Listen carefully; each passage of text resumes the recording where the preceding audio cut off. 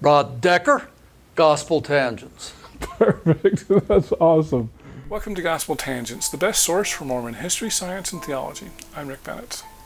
In the 1930s and 40s, the United States and Germany were both racing to be the first to get an atomic bomb. In southern Nevada, the United States tested above-ground nuclear tests, and much of the radiation and fallout came by wind to southern Utah. In our next conversation with Rod Decker, we'll talk about how these above-ground nuclear tests cause Utahns to become distrustful of the federal government. We'll talk about Utahns' both love and hate of the defense industry in our next conversation and how it affected Utah politics. Check out our conversation. So one of the other interesting things that I found about your book was, kind of 1973 seems like a very, what would we call that, a kind of a cusp or a turning point there? Maybe an inflection point. But even after 1973, Utah continued to elect Democratic governors. Yes, they did. Well, okay. They were sort of in the habit. Cal Rampton got elected in 1964, and that was the year that Barry Goldwater was the Republican nominee, and Lyndon Baines Johnson carried more than 60% of the vote, and he carried Utah, and Cal Rampton became governor. Cal Rampton was running, he served 12 years. So, and then Scott Matheson was running then, and he was we were sort of used to Democratic governors. It took a while to trickle down. It started with the president, but we've had Scott Matheson for governor. We've had 5 or 6 congressmen. We even had Frank Moss. Now let me think. No, he'd already gone. We didn't have senators back then. 76. Orrin Hatch won for the first time. But it took a while for republicanism to get all the way through. But eventually it did. Okay, yeah, because Governor Matheson, do you remember when he left office? He left in 84. 84. So well, 85 was January of 85 is when he actually left, but 84 was the election where Bangerter was elected. Okay, because I remember Governor Leavitt, and I always remember thinking, wow, he's a good man, even though he's a Democrat. Governor Matheson. Governor Matheson. Yeah. So 73 was kind of a turning point for national politics, but even locally, we were still okay. It took Latter-day Saints became Republicans. It took them a while to get thoroughly Republican from top to bottom. I mean, they had Democratic governors and legislators. A lot of them were Democrats. Mm-hmm. Took a while, but eventually they became thoroughly Republican. And Utah became pretty thoroughly Republican. Salt Lake City holds out.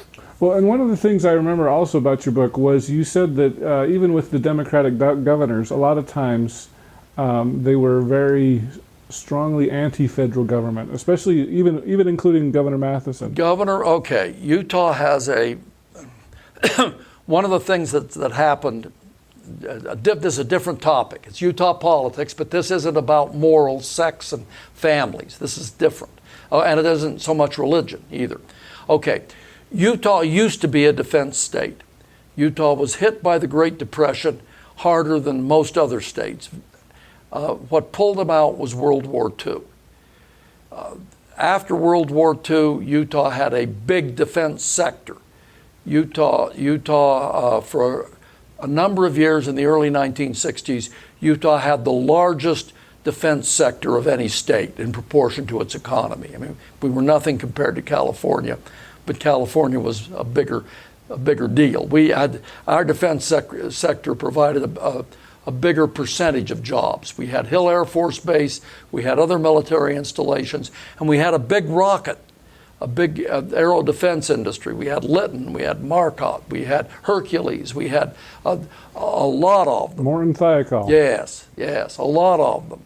And they were they paid a lot of money, manufacturing jobs, and they carried the economy for a number of years in the 60s. We were pro-defense.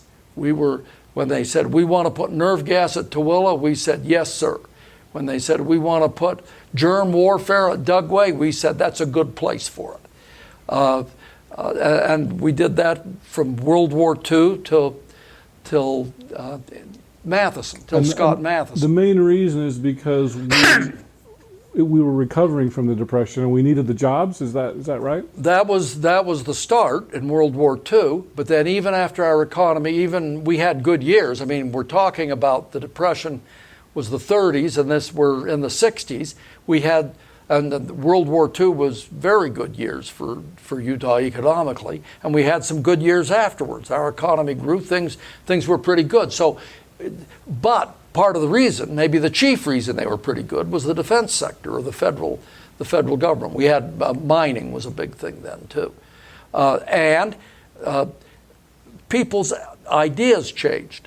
In World War II, you had a good job, that was good, but defense was a good thing to do. We believed in America. We wanted to win the war. By Vietnam, we didn't believe so much in America, and we didn't particularly care whether our guys won the war, or maybe. Okay, we weren't so patriotic. We weren't so pro-defense, and it wasn't just us; it was the whole country. Okay, so then there were a series of controversies that are still going on, though less than they used to, over destroying nerve gas at Tooele, over a lab to test biological weapons at Dugway. The big one, the start of them, was the Downwinder issue, where the United States tested atomic bombs in Nevada. The fallout drifted over southern Utah, and it was said thousands died. If you look at the scientific papers, probably fewer. What they can show is maybe 50 or 60. Not good, but not thousands. Not either. Thousands either. Maybe only 10. Maybe only 10 or 11. I mean, really? You can't tell who died. Guy gets cancer and he dies. You don't know. Yeah. You don't know. You don't know. Because of smoking? So yeah. What you do is they do two things. They do dosimetry. They calculate how much radiation he might have been exposed to, and they do they calculate how much epidemiology, it's called. They calculate how much cancer there was against how much cancer they think there ought to have been, and we end up with maybe 10, maybe 50. Now, it has to, the level of proof has to be high. It has to be 90 or 95% statistically that it wasn't just bad luck. So, but that's the way epidemiology works. Those aren't special rules to beat up on southern Utahns. That's the way it works, and by that, 10 to maybe 50 or 60 died. Mostly little children. A lot of childhood leukemia. Now, do you know Dr. Joseph Lyon by chance? Yes. He was one of my professors. I actually have a degree in statistics. He talked a lot about this. He was the guy he was probably the scientist who did the most. Yeah, it seems the Utah like scientist anymore. He said that most of these cancers were actually thyroid cancers. There were two what they call sentinel cancers, and some of the thyroid cancers and childhood leukemia. And I think I read his paper, and I read there were some thyroid cancers and some thyroiditis that is non-fatal that they think was caused by fallout. Right. And there were some childhood leukemias. Now they looked at everything else, and they can't prove in any way that they weren't caused by radiation. But they can't show that they were. Right. So fallout came, caused some cancers. Maybe it caused other cancers that you can't measure because they're too few, but that's the showings of science. And there's all sorts of folklore. Fallout fell like snow, and kids scraped their initials on the hoods of trucks, and the paint all got burned off except where they scraped their initials. There's no contemporary record of any of that stuff. People got radiation sickness. I think there's no contemporary records of that. So it seems like a lot of these stories are a little bit overblown. Yeah. Yes, there was cancer. Yes, it was a very bad thing. No, it wasn't as bad as the big stories tell. Okay. But it was a big deal in Utah. People were really upset. And a lot of people still believe that there were hundreds or maybe thousands who died. And you talk to people from southern Utah, they'll tell you they saw pink clouds. I don't think they saw pink clouds. Or maybe they saw maybe at sunset. Right after they saw Santa Claus, maybe. I don't know. But there aren't contemporary records of pink clouds or green clouds. Those are... Remember when the seagulls came and ate the crickets? Yes. They don't talk about that so much because somebody went back and looked at all the journals, and nobody at the time said the seagulls ate the crickets. That started 10 years later. People said the seagulls saved us. This is like the seagulls and the crickets, I think. So that was the big one, and that it didn't make Utah different. Everywhere, people complained about defense projects. Everywhere, people got angry about nerve gas and biological warfare and so forth. But Utah had, as with abortion and pornography and so forth, where you had one after another, Utah had one defense fight. And so these defense fights also started in the 60s, is that true? Well, the Downwinders started in the 60s. Now let me think. Yes, and then there was the sheep kill. There was a was it 68? Rampton was governor. It was some nerve gas got away from Dugway and killed about 5,000 sheep, and the government admitted they did it. They paid damages. And Governor Rampton never talked about it after that. He said these were airplane flights over some sheep ranches and no, it was over Dugway Proving Ground. Okay. They used to test nerve gas in the open, and they in fact they had bleachers. You'd sit in the bleachers with a gas mask and watch the plane do nerve gas. You were hopefully far enough away, but you had a gas mask in case. So. I never did it, but that's what I read. Okay, so on this test, the plane does a practice run where it puts out a fake nerve gas. It isn't really a gas; it's an aerosol. It's droplets. Puts out a fake. Does a second run putting out a fake. Does a third run putting out the real stuff, and it was a fighter plane attached to a nozzle. With a spray rig on it, with a nozzle, and it flies 150 feet off the ground, flies fast so that the stuff doesn't get in where the pilot is, and then it climbs and goes away. But the nozzle failed to close, so it kept dribbling nerve agent as it climbed. A storm came along and blew it halfway to the Wasatch Front, landed on the sheep and killed the sheep. And Governor Rampton said, "Don't panic. This is we're okay." And then he quit talking about it after the Army said, "Yeah, we're sorry we did it. And we'll pay damages." But Matheson changed the office of governor over it. He fought over bringing nerve gas weapons to Tooele. He fought over the repercussions of the sheep kill. He fought over the He fought over nuclear waste. He fought over the Downwinders, and he did a lot of it, one after another, and he won a lot of popularity with it. He was a Democrat, but he didn't come into office looking to fight the federal government, but he sort of found his stride fighting the federal government. He did that, and he became enormously popular.